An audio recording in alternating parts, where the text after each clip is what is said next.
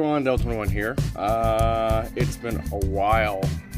This is the first day in 3 weeks that we have either not been in below 30 degrees or it not being rain. We were forecast to be in pure rain all day today as well, but that didn't happen. Today is supposed to be the only day of the week that it was.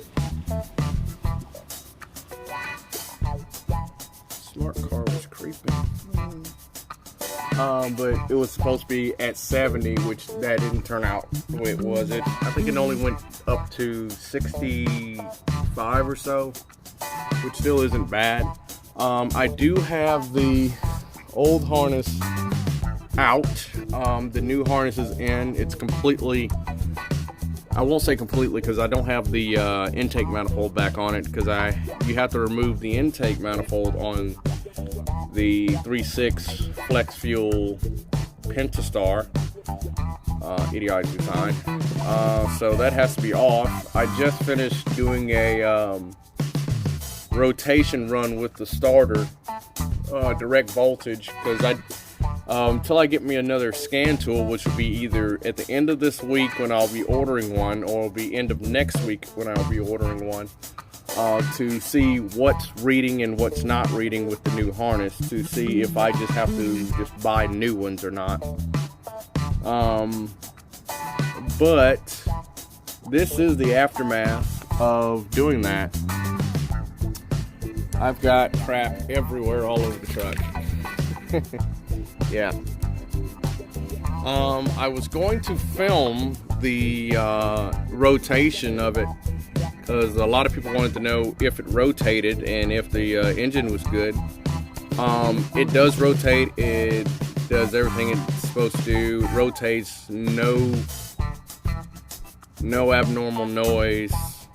No stalling. Everything's good. Problem is that I put that RAM on the trickle charger because I haven't been driving it, and I forgot to put this truck's battery back on it, so it didn't have much power to begin with when I went to go start. Well, actually what I did was when I put it on the charger, I didn't set it, so it was sitting on there standby. Excuse me. It never did charge the battery, so anyway.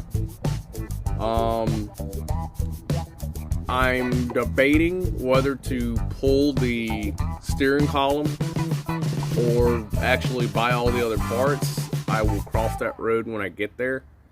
I'm really tired from pulling the harness. The biggest part about the harness was, yes, Mopar did right by making several parts of the harness instead of it all being one harness, but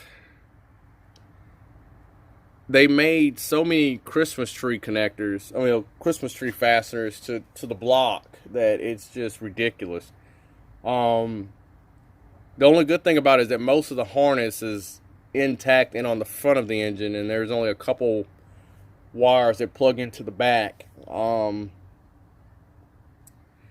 trying to think what was... Let's see, everything underneath's plugged in, the starter's plugged in, crank, cams. Yes, I said cams.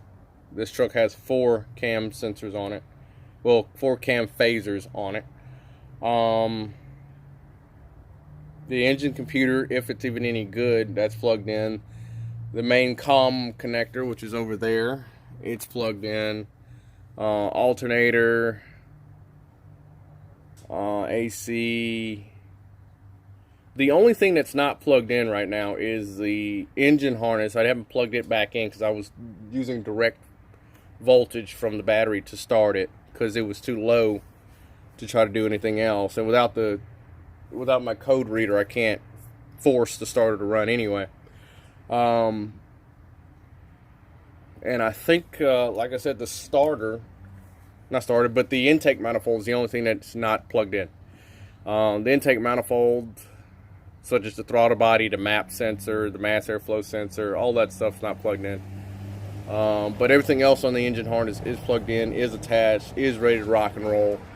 So I'm waiting on two things. If I cannot get my scan tool at the end of this week, I'm trying to decide between a new ABS module or a new computer.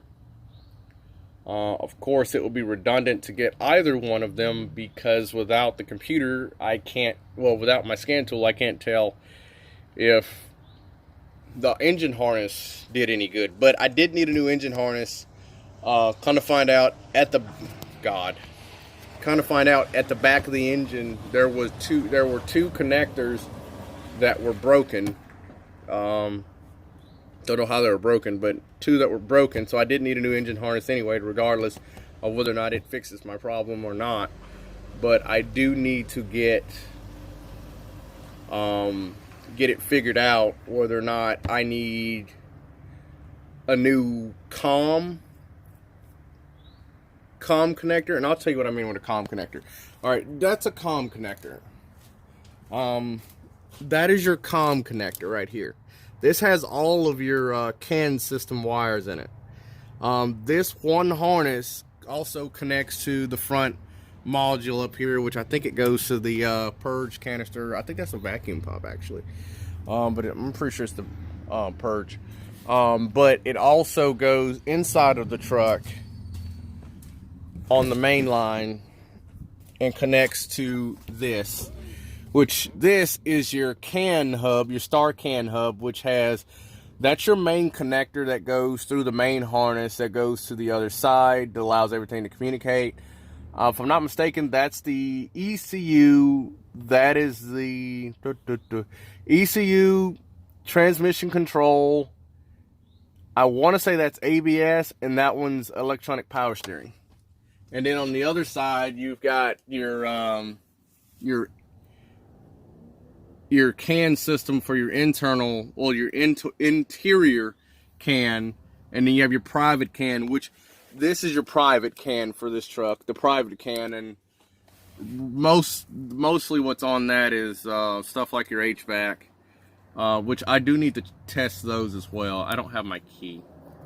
It doesn't matter anyway, because most of it's not plugged in. So that's where we're at now. It's getting dark. That's really where I'm at now. I'm actually waiting on parts. That's what's been really holding me back. Back order. Most of the parts are back ordered. So literally, when I say back ordered, I mean like several weeks out in back order. The engine computer's not back ordered. I could get that in a day. The ABS is back ordered for 7 days. It was a month. It was a month for back order for the occupant restraint module. I just got the occupant restraint module, but I think it said that I was. Actually, they didn't even tell me a date. They just told me that I had back order for the steering control module. So that's why I'm probably gonna get that used. I'm holding out as much as I can because I want to get the new parts on it. But if that's the way it goes, that's the way it goes. But that's been my biggest hold up, weather and parts. But I did get the engine harness in. I know Shogun wanted to know if the engine No, it was somebody else that wanted to know if the engine turned over. The engine does turn over. It does have compression. It's good to go. However, the way this truck works is the transmission control module is the part of the valve body, because it's called mechatronics. It's a mechatronics transmission. So the valve body and the transmission control module are all one piece. So I have to replace the valve body, which is $700 on this truck. It's not bad though. I mean, I could work out by getting just a transmission, but guess which one's easier to change?